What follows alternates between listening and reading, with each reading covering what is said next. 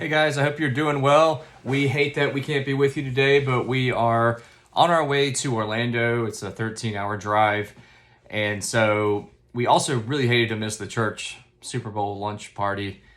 But I was able to do some research and figure out some things about the culture of Guatemala.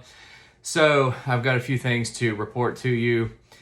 And it was very interesting for me to find out that these people in the area that we are going to in the Tatitlán Lake area are Mayans. They're the descendants of the Mayans. So if you're familiar with the pyramids in Mexico and that whole culture, that's who these people are. And so they still have very spiritual roots, or I should say spiritualistic.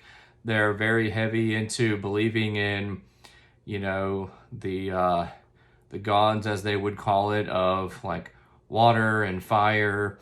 And they still consult with they're called shamans or like witch doctors when they get sick. And so they still believe in that kind of spiritualism. And they are very hard workers. The men go and they work in the fields. The women stay home and kind of take care of the house. They grow coffee. The older people there, they are tired from working their whole lives, and they have, back problems from carrying bags of coffee and doing that all kind of work. So the main commerce in the area is actually tourism, and they really depend on tourism to help provide for a lot of their needs.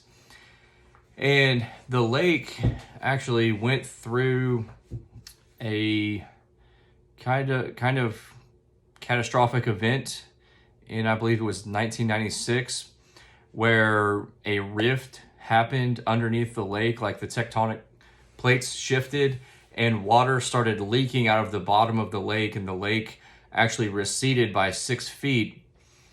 And then some people brought in some bass fish for the tourists, for commercialism, and those bass, not being native to the area, killed a lot of the native species. And as a result of the bass being there, a native bird species died, and that bird had been eating the algae out of the lake. So then the algae took over, and so the lake turned from blue to green. So that was a really bad thing for the area because they depended a lot on the water, the clean water, having a lot of it and all of that. And so I think that may have contributed to some of what Pastor Luis was talking about with, just that there's a lot of poor people here, and there's a lot of, the children that had the worms and they couldn't eat, and they were hungry. So it's going to be really special for us to be able to go and help, and also help financially to help these people. And so that's most of what I found out thus far. And sorry for the video. I hope it was okay.